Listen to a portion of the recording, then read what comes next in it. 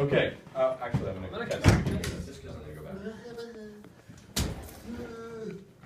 3, So that's the 2, end 1, of this. blast off. There you Wait, is anybody filming? go. Yeah, I got it. Oh, okay, thank you. You look cute, by the way. Thanks. When reading our history textbooks and learning about world and U.S. history, there is a trend in ways that humans present themselves and handle certain situations. Some examples are a supremacy issue, when one group believes they are much better than the other, a downfall of economics, or a large increase in unemployment rates, as well as wars among certain groups of people based on race, trade, or land, just to name a few. The tendencies that I came across were the movements that individuals in these types of situations would start. Protests, strikes, and marches are all ways in which a voice can be heard. This can be for a positive or negative subject, but it always seems to leave a mark in our past. The very first protests against U.S. involvement in Vietnam were in 1945, when the United States merchant marine sailors condemned the U.S. government for the use of U.S. merchant ships, opposing the reconciliation of Vietnam.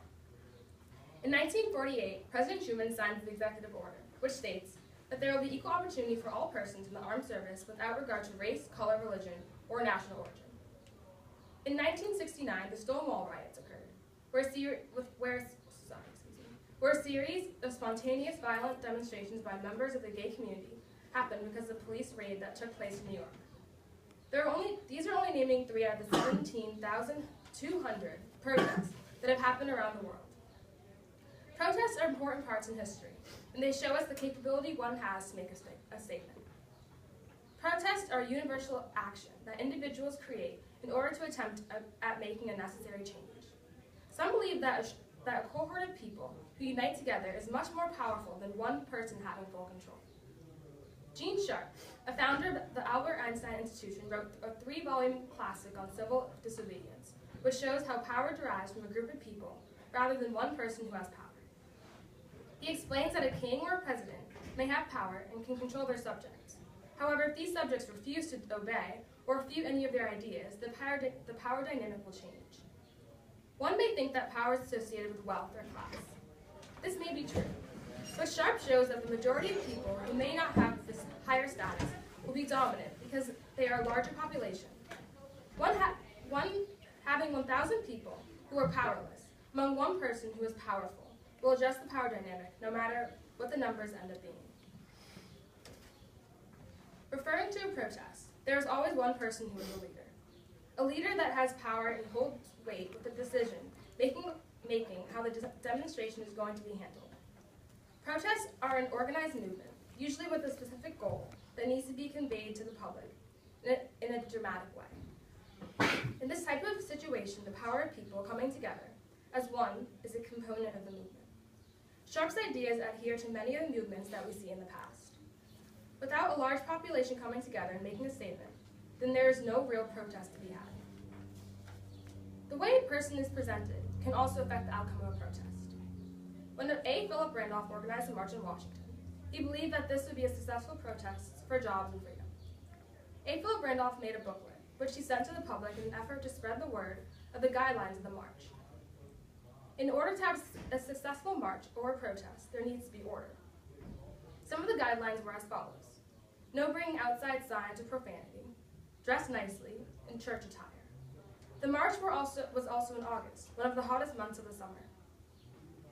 The temperature was extremely high on the day of the march. However, black and white men showed up in their Sunday's best suits. There were stations with water and ham sandwiches that were being passed out, as well as picket signs that were being given out at the march. The march in Washington happened because there was a large effort to being organized. Making this protest well presented in itself had a positive outcome. Nonviolence is also another tactic that many people use in our history in order to remain respect and to be taken seriously. Some of the individuals, like Dr. King, who fought for the rights of African Americans, and John Deere, American Catholic priest, who presented acts of nonviolent civil disobedience against war, injustice, and nuclear weapons. Nonviolence is a difficult tactic in which a person cannot be affected in an outstanding way that leads them to acting out in a violent manner. People who believe in nonviolence feel as though violence only harms a demonstration and loses purpose through anger and lack of self-control. When someone displays nonviolence, they are showing how in control they are, without having outside influences that hinder their strategy. Nonviolence in itself is a difficult task, and it forces a human that has all natural emotions and feelings that are triggered by our brains to refrain from any outbursts of violence when being provoked or beaten. Raising awareness about a protest or demonstration can increase the attendance, which boosts the chances of having a positive change. Media is a modern way of spreading awareness in a short time span, allowing people to know about events immediately through Facebook or Twitter. A small protest with 100 people will not cause as much attention as a protest with 200,000 people. However, media catches the attention of the world because this includes newspapers, CDs, texts, tweets, and emails. The march or protest goes completely viral, and there are several people who are now aware of the cause. When the Mexican farmers were being treated unfairly in Florida due to poor wages and physical abuse, they started a hunger strike for 7 days in front of America's largest consumer of tomatoes, the grocery store Publix. They stood outside across the street of Publix supermarket and refused to eat for a week in order to show that because of their horrible treatment, they will not eat the food that they work for.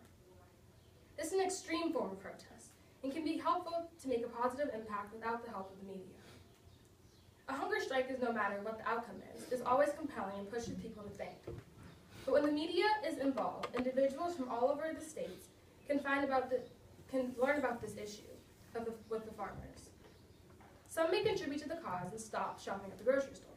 Others may have connections with people of power and can make a tremendous change.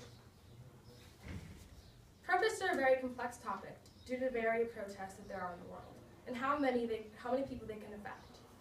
However, certain components such as power, presentation, tactics, and media can have extremely positive impacts that reach several people in order to make a change. Protests have grown in many ways over time. And in 2015, we are finally seeing the nonviolent and the aggravated protests in our day today. Instead of solely hearing about protests that happened in the 40s, 50s, and 60s, we are a new day and a new age. However, all of our ideals are the same for years prior. The range of protests are from civil rights issues, such as race, gender, and class, to protests of war and genocide. The analogy I'd like to share with you is the applause method.